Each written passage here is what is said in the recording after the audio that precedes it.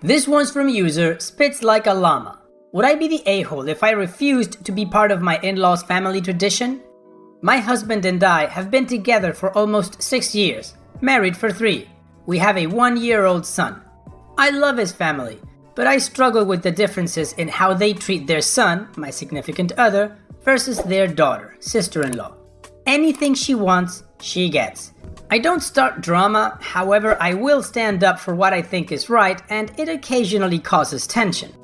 They have a wonderful tradition where they create a picture calendar for their grandma for Christmas. Every month highlights the people whose anniversaries or birthday it is. The rest is filled with loving memories. Since we got married, I am now in a couple of the photos. I felt loved to have been included in such a tradition, but last year caused issues. Our son's birthday and our anniversary fall on the same month. No one else shares anything special with this month. His parents told us we could design that page with the 3 of us however we like. I choose 4 photos. One of our son just born, one of us as a family, one of him with his great-grandma, and one of just my husband and I. We create the page and send it. We stop by one night to continue helping them. My husband is better at doing it online than them. When I realize my sister-in-law has swapped out one of my photos for a picture of her with my son, I made a comment about how that is not what we designed, and she tells me she likes it that way and wants to use that photo. At this point in time, she is in roughly 75% of the photos in the book. 12 months, each with 4 pictures per page, 48 photos, she is in almost 36 photos out of 48. Has a whole page dedicated to just her, and a good portion of her photos are of just her. I suggest she take out one of her photos from a previous month and use that one instead. I then changed it back to the photo I wanted. She ushers us out of the house. Christmas comes around and the calendar is brought out. She has changed it back to the photo she wanted. I was furious, but let it go because 1, it was for Grandma, who I adore, and 2, we didn't pay for it. His parents did, and sister-in-law chipped in a little bit. We offered. This year, I offered help with the calendar again, and get told she has a special idea for this year. She wants to do recreation photos. Take an older photo and using the same people, take the photo again. I think it's a great idea and understand that it means my son and I won't be in it. I'm sad but still offer to help. She declines. Then I found out she wants to do half the book with special recreation. She wants to take some of Grandma's old photos and use the new generation to recreate them. I think this is great, and now my son and I can at least be in one photo. Nope, she wants to be her grandma in every shot. Wants to use my significant other as Grandma's husband and my son as my father-in-law as a baby. They have no use for me. I mentioned this makes me upset, and I want to be a part of this tradition. And upon her parents pushing, she tells me I can take the group family photos. Would I be the a-hole if I tell them no? That if I can't be in it, I don't want anything to do with it? The judgment is not the a-hole. Now let's take a look at the top comments. Bunch of consonants and 1 vowel says, I hope your sister-in-law reads how many strangers think she has behaved like a total a-hole. You're about to get a tidal wave of not the a-hole. Maybe you should print out all of the comments on one page and arrange them prettily for a new 13-month a-holery. In Turnaround says, not the a-hole. She really has taken this fun thing and made it her own little fiefdom, hasn't she? How petty of her. Do your own project. Send Grandma a nicely framed photo of you and your lovely family to make up for the lack of you in all the calendar this year. If anyone asks, insist that she didn't invite the family to participate, which is true as she specifically excluded you. Don't be loud about it, don't get into arguments about it, just do your own thing. That's the best revenge. OP responds, we are creating a picture book based around our little guy's first year for her. My husband and I decided that we will just do our own thing. Mom to 2 cats says, not the a-hole. In fact, why are you allowing your son and husband to be used as props in sister-in-law's self-love fest? She wants it to be all about her, so let her. Why don't you make a lovely calendar for Grandma with you 3, the in-laws, and anyone else Grandma loves? She then has the option to remember everyone or just sister-in-law. OP responds, "Grandma loves the calendar, and I don't want to ruin that for her by forcing my husband and child to not be included. However, my significant other and I decided we will do a picture book of our son's first year for her. Kind of our own project instead." Smiley face. Yes, OP, I agree with all the commenters. You are not the a-hole, and it sounds like your sister-in-law is. The way you describe her, she sounds conceited and selfish, and it's all about her and, her having the spotlight and everything. Conspiracy theory. Maybe she's jealous of you because you had a baby, and from what you tell us, it doesn't seem like she's either married or have family, so maybe you kinda took away some spotlight because you made her parents grandparents and she feels threatened. But that's just my opinion and hypothesis. Anyways, we have a short-term update from OP, and then we have a 5-month later update telling us everything that's going on now around Christmas time. OP's short update. Wow, this has taken off. Thanks for all the love. So, a few hours after I posted, my significant other came home for lunch and inquired as to why my phone was blowing up. I told him. He was angry. Turns out sister-in-law told him a little about the ideas and that the whole family was involved. He assumed that meant me. He is now refusing to do anything unless I'm part of it, and that our son will not be in anything unless we are a part of it. Unless it's a generation picture, erased grandpa and grandson. Said I am his most important family. Now he wants nothing to do with the calendar. I am trying to talk him into talking to his parents first, as this is a lovely tradition. I just want to be a part of it too. OP, sounds like your husband has his priorities straight. And also, apparently your sister-in-law doesn't consider you family because she told your husband that all the family was involved, except you. Okay, so now let's move on with the 5-month after update. So I promised a lot of you guys to update you on what happens, so this is the basics. Middle of summer, my husband's parents, without prompt, sat me down and asked me to recreate one photo of my youth to be part of the tradition. Then, they asked me to do a recreation of a family photo, but with the new generation. They told me I was part of the family. I told them I would love to, however, we wouldn't have to do it soon as I was starting school in September and would be busy between schoolwork and raising a child. During the year, my sister-in-law was having a lot of issues, so everything got put on hold and we were told the calendar probably wouldn't happen. Not to worry about it, so we dropped it. 2 weeks ago, right before the start of my end exams, I get told they now want to do all the photos, except I can't because I am overrun with work, school, and some medical news. I may have cancer. I find some photos of me as a teen in a pirate costume and then a new one of my husband and I dressed as pirates. But she won't accept it. Find out later on, she did her own pirate shot after. Find one of her parents and my husband in the hospital just after he was born and then sent her one of us and our son just after he was born. She refused as it didn't quite match. At that point, I'm burnt out and done. I politely tell them I feel so honored they want me in, but I just cannot do it these 2 weeks and that I totally understand if they want to proceed without me. Instead, they push me to do one. Come over to my house the night before an exam and guilt me into doing one I didn't want done. Borrow my husband for just 10 minutes. Try 1 to 2 hours at the time. Right when I need him the most. Then add in they need him for a few other nights too. When I tell them no, I need his help studying, watching our son while I study, the sister-in-law throws a small fit about how important all this is. She even tried to guilt my husband about not doing more, so I just stopped trying.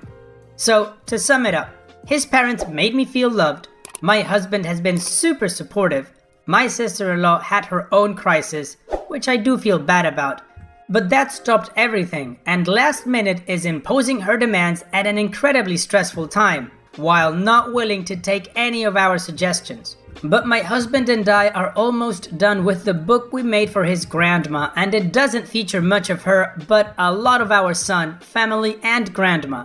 Love you all. Have a Merry Christmas. Wow, OP, first of all, I hope that the news you get regarding your illness is that you do not have it. Second, your sister-in-law just keeps getting worse, doesn't she?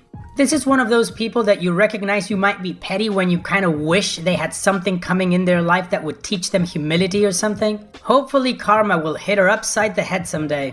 Either of your two suggestions were great, and either would have worked, but no, she had to have it her way. Ugh, annoying. Anyways, I hope you did great in your exams and that your health is okay. Happy holidays. This one's from user Business Cautious 5392. Am I the a-hole for requiring my sister to sign a legally binding contract before I loan her money? I, 42 female, have a successful career and inherited a decent amount of money from my late husband. I'm nowhere close to being a millionaire, but it's enough so that, as long as I'm smart with the money, to only work because I want to by the time I hit 45. That's including any college expenses my two children may have in the future, so long as they go to a state college. Family knows that I have money, and while I don't mind giving a couple $100 here and there because I know I most likely won't get it back, I draw the line at anything $400 plus. They know this, but that still doesn't stop them from trying, and I've always stayed firm on this. Well, once restrictions started, my brother-in-law, 35 male, lost his job, and my sister's, 37 female, job have reduced her hours until further notice.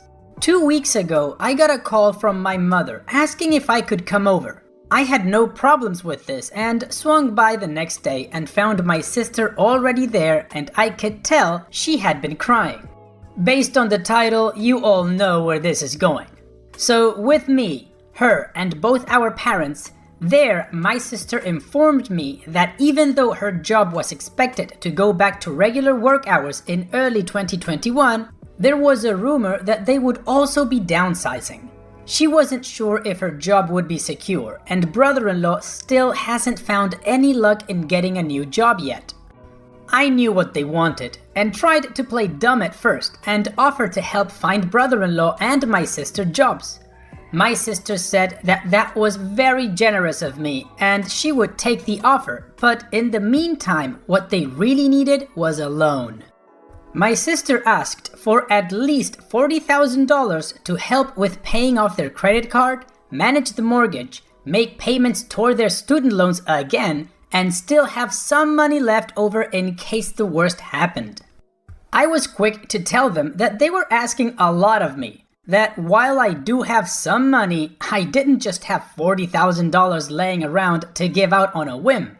I told them I'd have to check my finances and think about it. After 2 days, I started getting inquiring texts from my parents and sister and told them that I was busy this week and that I'd let them know over the weekend. I checked the numbers and it was cutting it a little close, but it was doable. However, I still didn't like the idea of just giving the money away without any reassurances that I'd get it back. I drew up a rough draft of a contract and emailed it to my sister, stating that I was willing to give her money after she signed the final draft, and that the money would have to be given in 3 separate installments. My family was furious, said that as the older sister, it was my duty to look out for my sister in her time of need, and to make her sign a contract was offensive. I countered with that since my sister has never paid me back whenever I loaned her money since the day I married my husband, I think this was more than fair. Everyone is still angry with me, so I just wanted a more neutral perspective. Am I the a-hole? The judgment is not the a-hole. Now let's take a look at the top comments. MM18600 says, not the a-hole, but don't do it. Don't lend money you can't afford to lose. Even with a legally binding contract, if your sister doesn't have any money, who are you going to sue to get it back from? It doesn't sound like you are comfortable losing this amount of money, which realistically, you probably will. V2Den says, not the a-hole. Even with a signed contract, you may never see that money again. In fact, I very much doubt you will. Why, you ask? They want to use part of that money to pay off credit cards, which tells me they were living beyond their means. And the fact that they need $40,000 loan to handle stuff like mortgage tells me they have no emergency fund in place. Two likely outcomes if you loan her the money, even if she signs the contract. 1. She doesn't repay and you have to take her to court. 2. She doesn't repay and she files for bankruptcy. Either way, you will never see that money again. You really need to think about the a few hundred here and there. If that happens often, that adds up too. J. Hercules says, not the a-hole, especially since your sister has never paid you back. $40K is some people's salary for the whole year. I would make her sign the contract too. If your parents are so mad, they can lend her the money. You have your own family to worry about. OP's edit. Wow, stepped away for a couple minutes and I wanted to say thanks for the support. Also, I keep seeing a few of the same questions pop up, so I'm going to clarify and mention a couple of things. 1. My sister and her husband can't get a loan from the bank, or at least not much, because their credit isn't the best right now.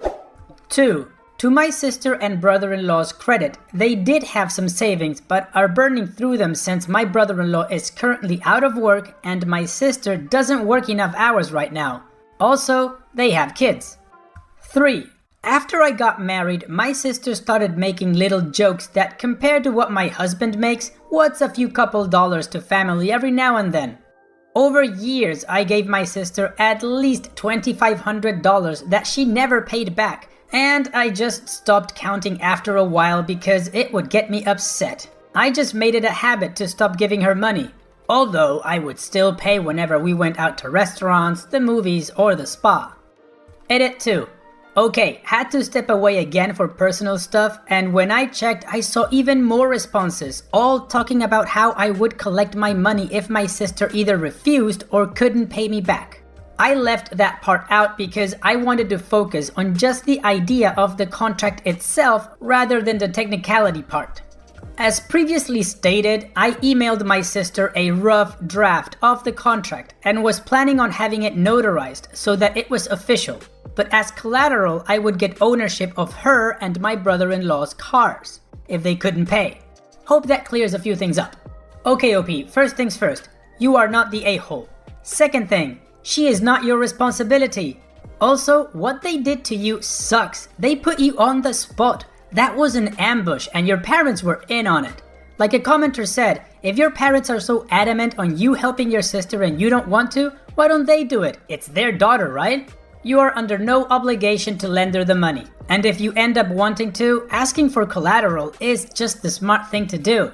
Now, if everybody's so offended, maybe you ask for a co-signer. Let's see how your parents like that. If they want your sister to get the money, they can co-sign the loan. And if your sister defaults, they need to cough up the money.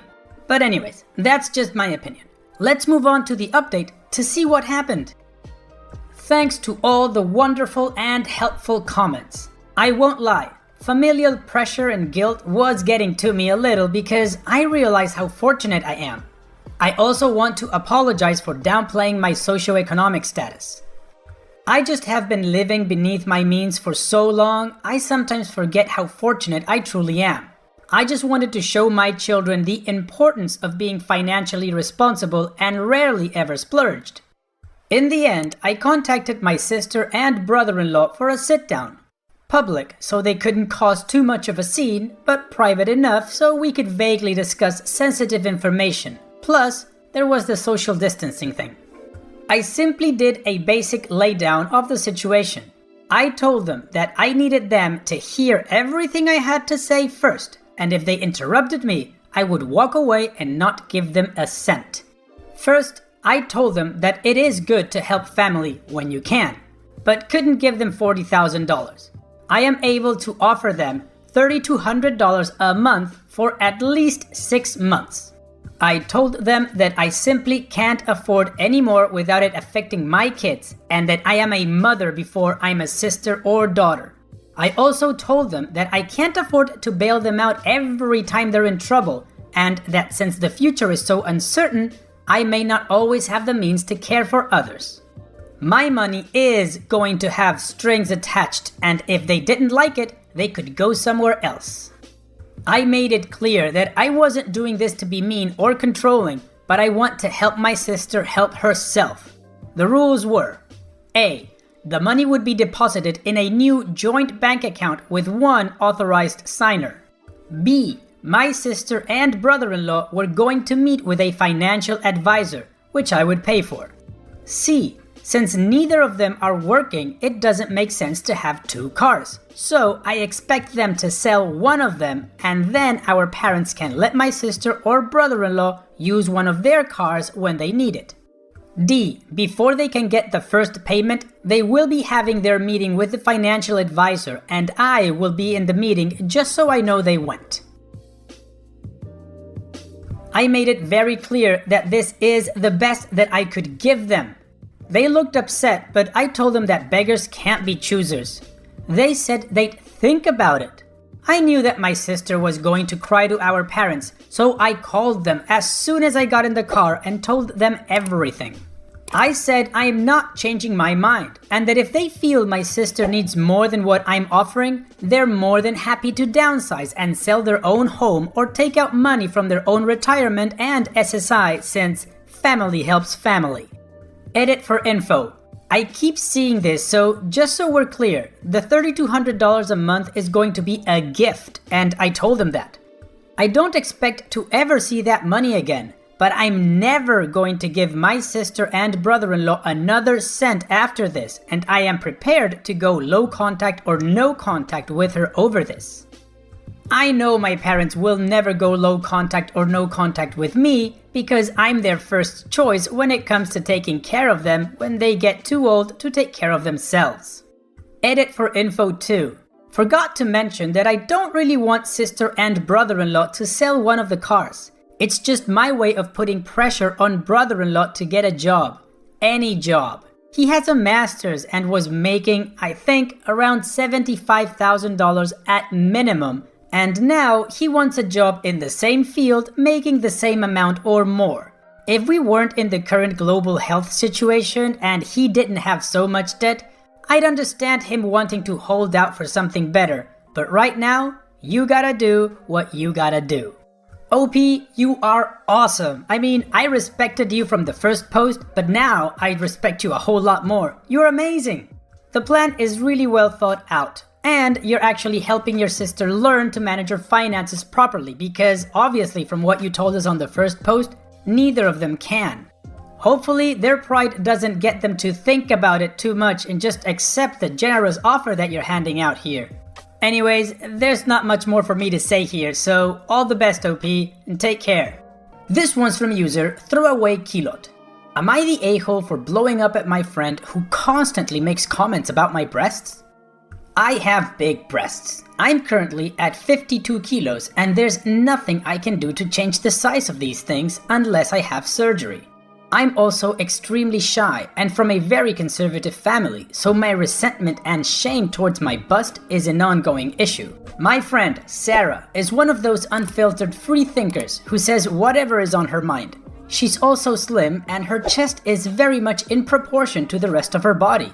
We work together, and I'm always secretly jealous of how great shirts and tops look on her, whereas I feel I look very sloppy and unprofessional with oversized, ill-fitting clothes. Sarah has this way of always bringing up my breasts in conversation, starting off complimentary, but often ending with a subtle insult. She knows they're a physical feature I'm uncomfortable with, but doesn't let up. Examples of things she'll say is how my breasts look good now, but give it a few years and they'll be down to my knees, ha ha ha. Or she'll show me comments on Reddit where people are discussing chest size preferences, and most are commenting how they much prefer a smaller bust over large. Or just a general reminder of how work or men will never take me seriously because of my cartoon boobs. I know she's trying to have lighthearted fun, but it gets to me and I've told her a few times to drop it before. Now, we're working from home. We all have daily video calls and meetings. Uniform is not necessary and can wear what we like. A few days ago, it was extremely hot and I was wearing a lighter, more revealing top than my usually baggy cover-ups. During this video call, in front of 6 other colleagues, Sarah starts vocalizing her thoughts on my appearance. Holy crap, put those things away! You look like you're in a porno! We don't need to see that first thing in the morning, ha ha ha! I was mortified. One other colleague laughed along, but the rest looked uncomfortable. I felt close to tears, made an excuse, and left the meeting. Sarah called me up half an hour later asking me what was wrong, and I went off on her. Told her to go F herself and was sick of her constant jabs about my appearance. I went on a 10-minute tirade and hung up. Sarah has been off sick since that day and we haven't spoken again. I'm wondering if I was too harsh and maybe should call and apologize for my outburst? Was I the a-hole? The judgment is not the a-hole. Now let's take a look at the top comments. Lyra Terra says, absolutely not the a-hole. On a work call? That's workplace sexual harassment. If it ever happens again, contact HR. You don't need to wait to tell HR. You should feel encouraged to do it now. You have witnesses who were clearly uncomfortable with the situation as well. The choice here is yours. Banana Pepper says, not the a-hole. As a fellow large-busted lady, they are not in proportion to my body type and size. Comments make me uncomfortable too. She's probably making jabs because she's jealous and insecure, but that doesn't excuse her behavior. You told her to stop and she didn't, and then made everyone else uncomfortable with her comments as well. She didn't listen the first time, so she deserved the 10-minute lecture. Wispy Woods said, not the a-hole. This is sexual harassment.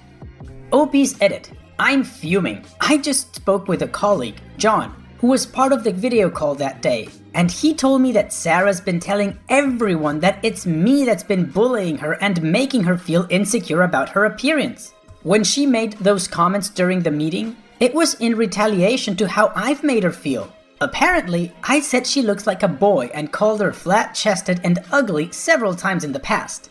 I have never and would never say this. I don't even understand the stupid boy body insult because a small bust has always looked very beautiful and classy in my eyes.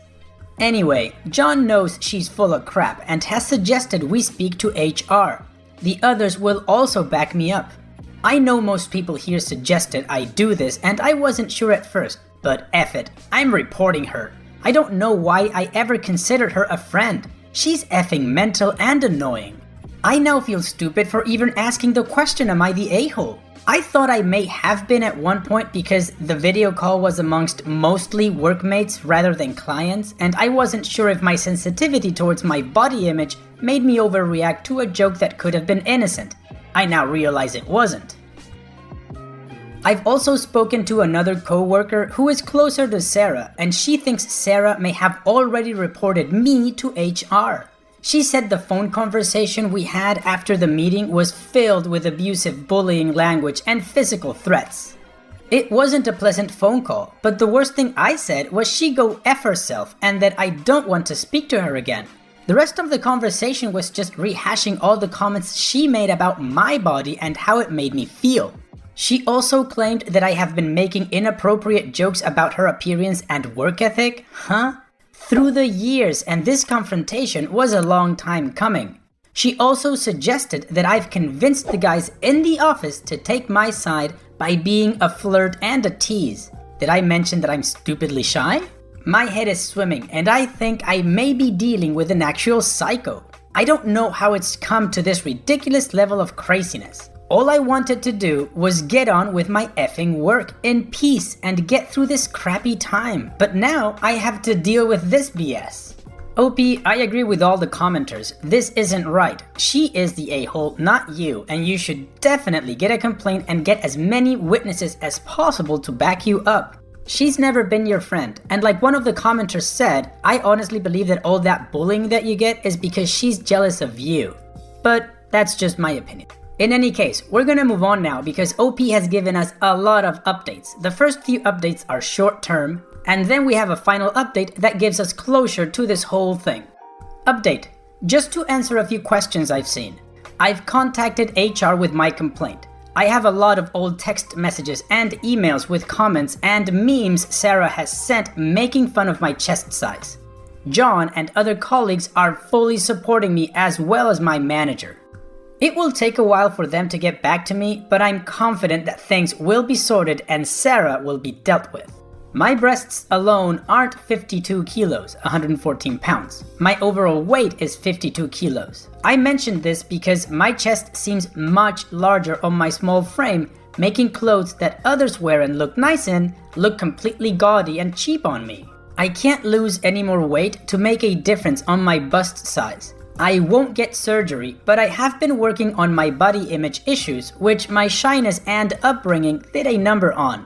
People's comments don't usually devastate me as they once did, but Sarah obviously tried her best to break me down.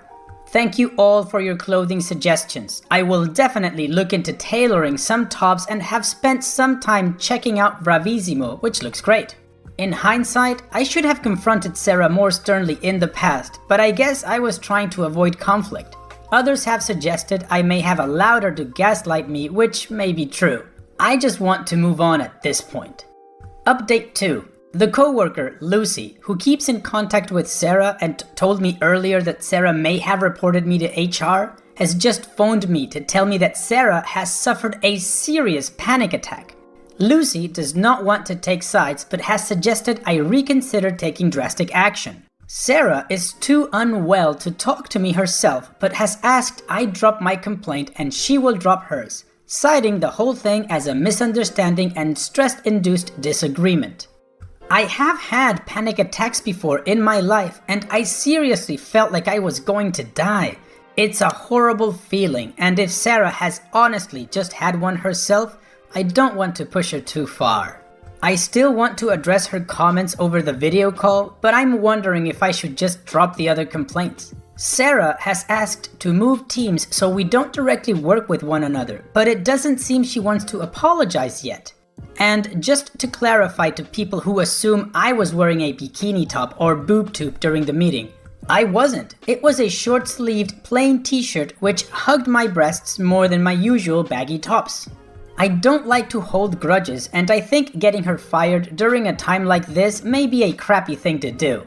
I feel she has already punished herself by displaying this effed up behavior to others and losing a lot of respect from coworkers. If we don't ever have to interact with one another, I'm up for that.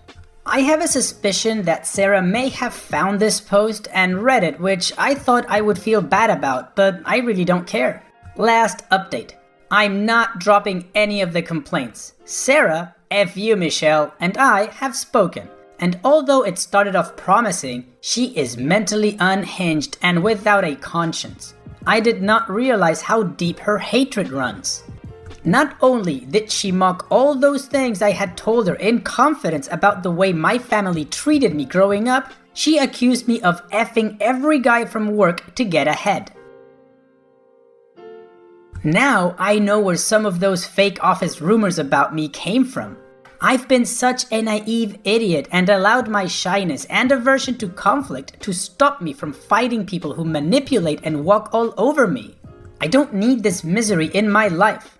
If she's reading this, get professional help immediately. I know you desperately fancy John and, as you said, despise the way he looks at me.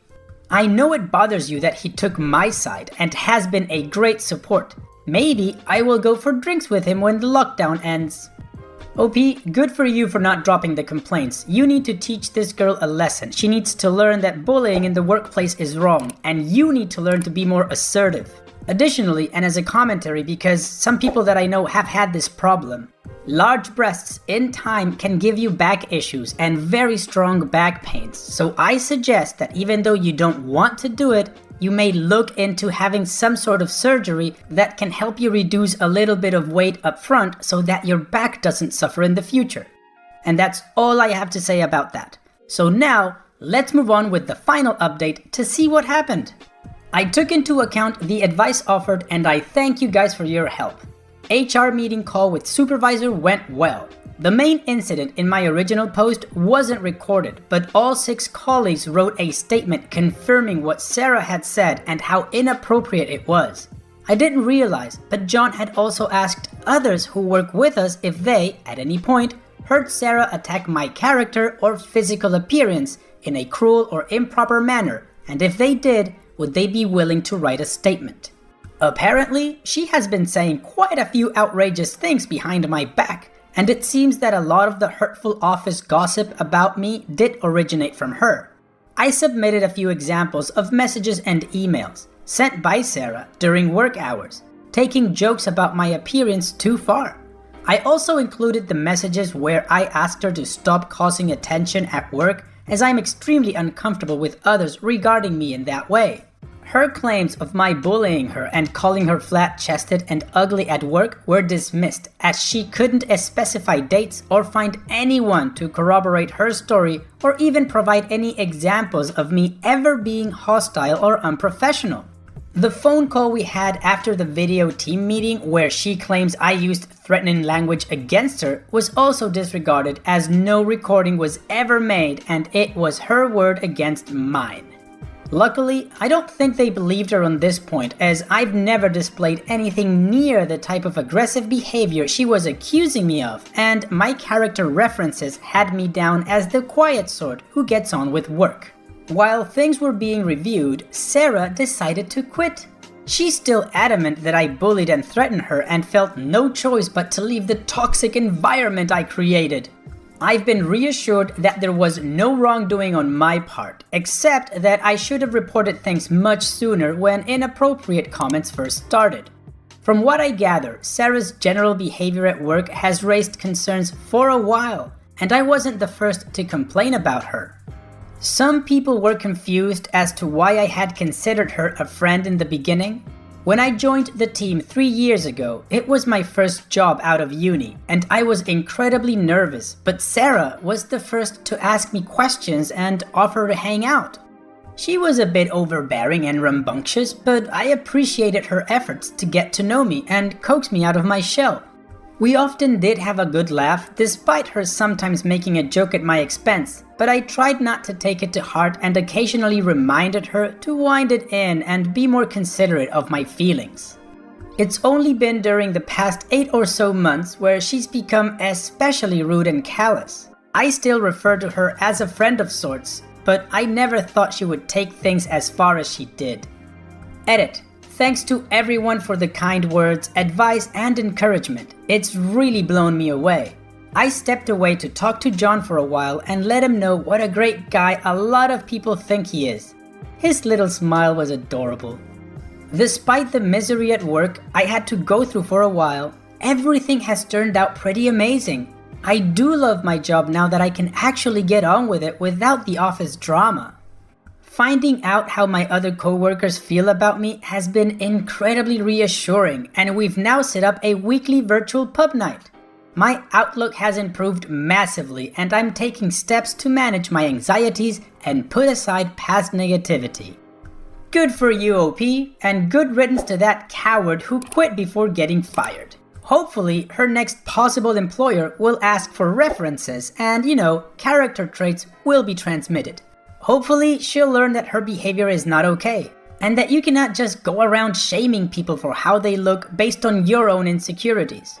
So now, I'll just say, all the best to you, OP. I hope you keep enjoying your work and make more friends in the workplace. Take care. This one's from user Completely Concerned. Am I the a-hole for grounding my stepdaughter? I, 51 male, married my wife, 46 female, 6 years ago. We now have 4 wonderful boys, 5, 3, 2, and 4 months. I also have a stepdaughter, Ellie, who is almost 15. I have always gone running in the mornings, and often my favorite time for running is right when my youngest tends to wake up. My wife usually gets the kids up and gets them ready, but she works a night shift, so I don't want her getting up 2 hours after she goes to bed. To solve this problem, I decided that Ellie should help out more. She gets a pretty big allowance for doing not that many chores, and I figured giving the kids breakfast wouldn't be too hard for her. Unfortunately, she has decided that 2 a.m. would be a wonderful time to go to bed, and therefore isn't up at 9 when the kids get up. She told me this, and I basically told her tough luck, she should go to bed earlier. She said that my kids weren't her responsibility and I should just take care of them myself. I reminded her that they were her siblings and she should just go to bed earlier. I also reminded her that she receives a generous allowance and that it could definitely be reduced. She says that she already does a huge amount of chores. She doesn't. She absolutely refused, calling me a selfish a-hole because I can't quit running to take care of my children. The thing is, I wouldn't have to quit running if she would just grow up and help out a little. I grounded her for her use of language and for being disobedient. Now she's mad, and my wife says I should have been kinder. So, am I the a-hole? The judgment is, you're the a-hole. Now let's take a look at the top comments. 19PJ19 says, "Yeah man, I have 2 wonderful stepkids and 1 wonderful biological kid. You sounded like the a-hole right off the bat. Why can't you just wake up earlier to run?" Jojo Cruz 206 says, quote, "I have 4 wonderful boys and a stepdaughter," end quote. It's obvious you harbor no love for your stepdaughter, and I'm sure she feels this as well. She is not required to care for your children, and if you wanted her to take on more responsibility, did you, I don't know, consider talking to her about it? Or did you just unilaterally decide that this was now her responsibility? You're the a-hole. Loomsy says, "You're the a-hole. She's not your nanny, and unless you pay her $30 an hour, her allowance means crap. You expect her to get up and parent your children every morning because you want to prioritize yourself? A-hole. Your disdain for her is evident, and I understand completely why she's never bonded with you. Because you've never truly accepted her. Look after your own damn children." OP's edit. To the people calling this parentification or whatever it is, this isn't that. Parentification is absolutely abuse, but this is just me trying to get her to take some responsibility for her younger siblings. Edit number 2. I don't dislike Ellie. I tried to bond with her when she was young, but she always insisted that I would never be her father, so I stopped trying. She's my wife's daughter. Yeah, OP, you are absolutely the a-hole here. You're going about this completely the wrong way. First of all, it is not her responsibility. These are your kids. If your wife can't give them breakfast, then it's on you to do it because they're your kids. If this means that you need to stop running at that particular time of the day, tough luck. That's what you gotta do then. Now, trying to use her allowance as a way to leverage her into doing things for you, that's not right. My question on this one would be, does that money come out of your wife's pocket or your pocket? If it does come out of your pocket and you feel that Ellie is getting money for doing nothing, then don't give her money, let your wife do it. In any case, it's clear that you don't like Ellie that much, which is really sad. So just in case you're wondering, yeah, you're the a-hole. Now let's continue with the update to see what happened. Yes, I am definitely the a-hole.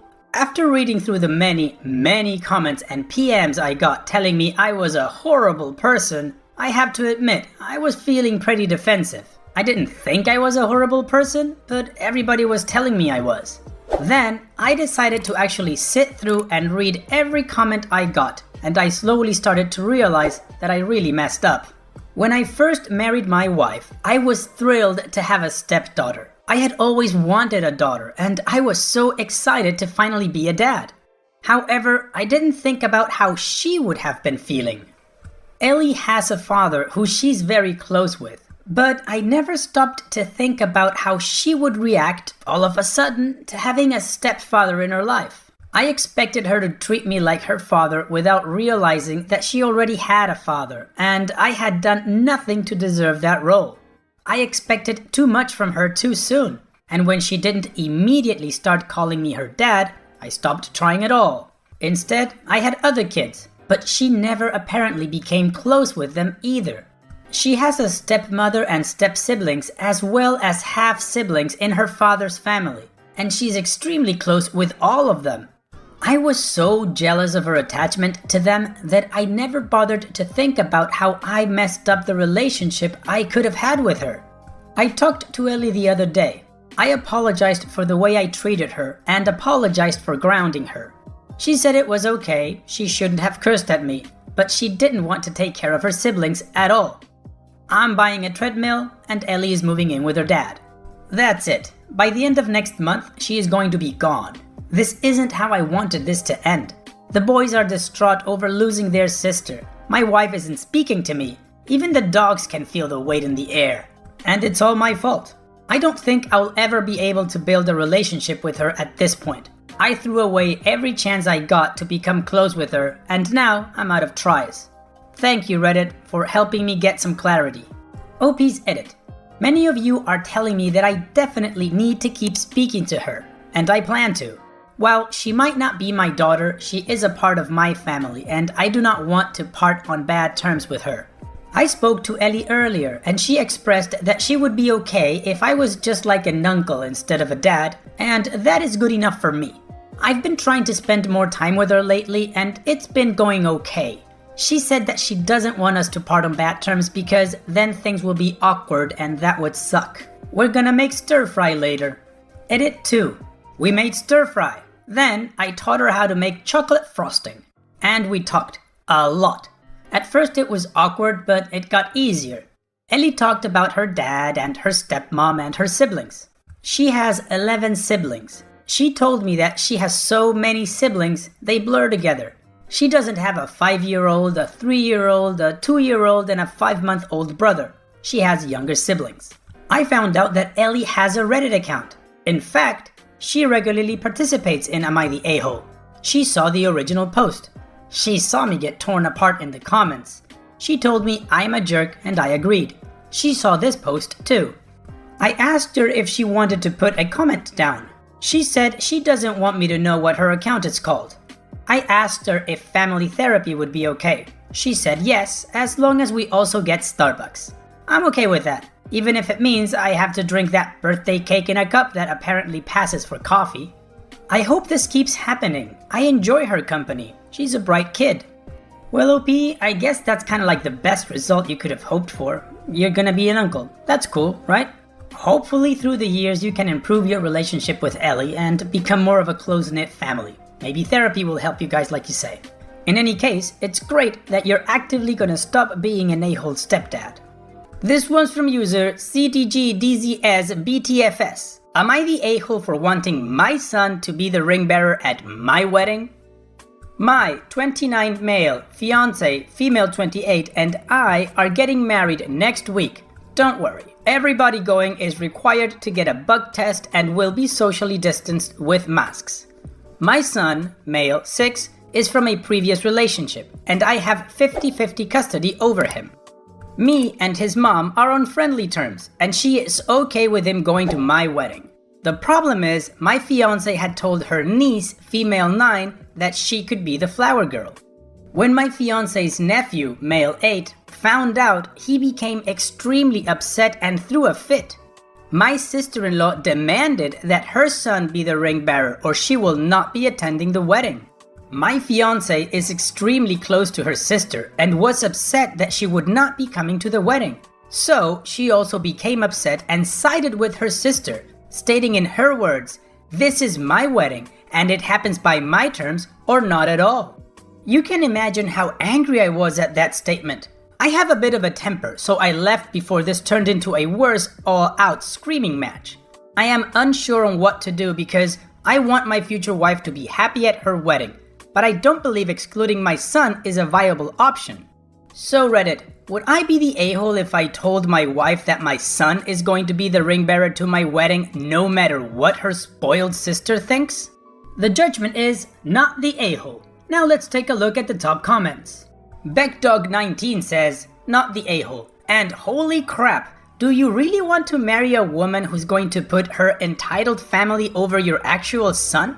This behavior isn't just going to magically change once you're married. She cares more about what her sister thinks than what you think. Norcat says, not the a-hole, but your fiance's attitude is really concerning, like evil stepmother level of concerning. Regardless of how the wedding plans shake out, keep a close eye on that please. Unicorn Whale says, not the a-hole. The sister is being extremely unreasonable and has no right to dictate any of your choices. Her feelings about your wedding don't matter. Anyone who says any version of my way or the highway is not ready for marriage. If you can't compromise and or talk things out, your marriage may be doomed. Call her bluff, both of them. Tell the sister you're sorry she feels that way and she will be missed. If your soon-to-be wife is willing to call the whole wedding off because you want your son to be involved instead of her nephew, let her. Her sister and nephew should not matter more than you and your son. OP responds, "Thank you for the reply. And yes, I plan on sitting her down tonight after work and explaining why I feel that this is unfair and wrong and hope she has a change of heart. Or else, I am sorry to say that I'm single again." OP's edit. I have offered my sister-in-law to have her son be the second ring bearer, and she essentially laughed in my face and told me if I wasn't gonna make sacrifices to be part of their family, then I don't deserve to be marrying her sister. Edit 2. I am going to have a talk with my fiance tonight to determine if this is something we can move past or will this be the end of our relationship. Because I will make it abundantly clear that my son is the most important thing in my life. And if she does not respect him, then she will not be the stepmother to my child. FYI, the statement, "This is my wedding and it happens by my terms or not at all," happened during an intense argument between me and her where I also said some questionable things, so I don't want her to be pictured as a completely unreasonable person. She also treats my son well and she is not abusive to him or me as some of you are suggesting. Okay, OP, first things first, no, you're not the a-hole. Second, there are a lot of red flags, so let's just take care of the few big ones. The fact that your fiance said, "This is my wedding and it happens by my terms or not at all," regardless of whether that came out in the heat of the moment or not, it is how she truly feels about it. That this is her wedding. Now, I understand that the bride is the center of attention in the wedding, and that's fine. But this is your wedding too, and it should be 50-50, not just her wedding and happening in her terms. So if that's the way she feels, I would say, then we're done. No wedding at all. Second, who does your sister-in-law think she is? Throwing her weight around at your wedding and you're supposed to make sacrifices for her family and you don't deserve to marry her sister? Then so be it. Let your fiance deal with her entitled sister, and if she doesn't like it, then they can both kick rocks. I don't like bullies or entitled people, and this sister is both of them together. I would be on high alert with that B because I don't think this is the first time she's going to try to intrude in your relationship. Be careful. But of course, this is just my opinion. So now, let's move on with the update to see what happened and if there's a wedding or not. First off, I want to say thank you to everyone who commented and messaged me. Your answers were insightful and helpful. Now on to the update. I have just finished having a conversation with my fiance. She was extremely distraught and crying as she felt horrible for the way she treated me and my son. She said that I would be better off without her. She said she had just been so stressed from the wedding and work that night she just lost it, and she knows that is not an excuse. I explained to her that the way she treated my son was unacceptable, and that for me to be confident in our relationship going forward, she needs to be absolutely sure that this would not happen again. And I would like to uninvite her sister from the wedding. The only reason I feel comfortable with this is because she has been nothing but lovely to my child. She agreed, and now my son is the ring bearer and my best man, thanks to your suggestions. Along with my brother. Her sister will not be attending our wedding and the niece will arrive with my fiance's parents instead. I also had a conversation with my son, without the presence of my girlfriend, to know what he thought about her. He said, and I'm paraphrasing here, Lexi, my fiance, is super pretty and nice and she makes really good chicken nuggets. I agree.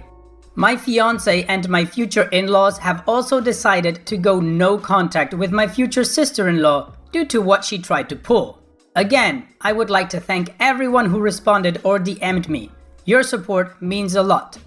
Well, OP, this is the best outcome I could have hoped for you, especially because you're marrying someone that makes really good chicken nuggets. That's a win in my book. Also, because your fiance seems to be smart enough to understand that her sister is an a-hole and that she was just stressed and properly apologized. It's a good thing that she's self-aware. Also, props to your future in-laws for going no contact with their daughter because she's an a-hole. So all that's left to say is, congratulations, I hope you guys have a lovely wedding and a fantastic marriage. As for the rest of us, there's still some time, so I'm gonna squeeze in another post. Let's move on. This one's from user Baked Goods. Am I the a-hole for having pot cookies out in the open in my own home? This is an ongoing situation, and I'm currently writing this as my niece is having a full-on meltdown, so I apologize for any mistakes. Today was my day off, and I decided to whip up a batch of special cookies. Cookies that have wheat extract in them, so I can snack on them for the weekend. After they finished baking, I left them out on a cooling tray so they can set. Just as I finished cleaning up the kitchen, I hear the doorbell and went to answer. And surprise, surprise, it's my sister with my 8-year-old niece and husband. It's been a while since I've last seen them, so it was a happy surprise. I let them in. The smell of cookies is still in the air, and niece goes bolting towards the kitchen. I instantly go chasing her, and as I round the corner into the kitchen, niece had just grabbed a cookie and was about to eat it. Quick on my feet, I swooped in and grabbed the cookie out of her hand, saying that these were adult cookies, which caused niece to start freaking out. My sister followed in, and I explained to her that these cookies had pot in them, and assured her I was able to take the cookie away from niece before she had eaten any. She instantly blows up at me saying I shouldn't have pot cookies out when there are kids in the house. I explained how I had just finished baking them and they were setting, and the fact that I didn't expect any children to be around. I am a single man with no kids. She asked if I had anything that wasn't laced, and unfortunately I didn't. By this point, niece has locked herself in the bathroom and is crying. Then my sister gave me a big old lecture about having drugs in reach of kids, while I stand on the premise of there wouldn't be an issue if I had even known they were planning on dropping by today. She called me a huge irresponsible a-hole, and I responded, well, maybe if you taught your daughter to not just grab crap, we wouldn't be in this mess. She left to try to get niece out of the bathroom, and I'm sitting here typing this.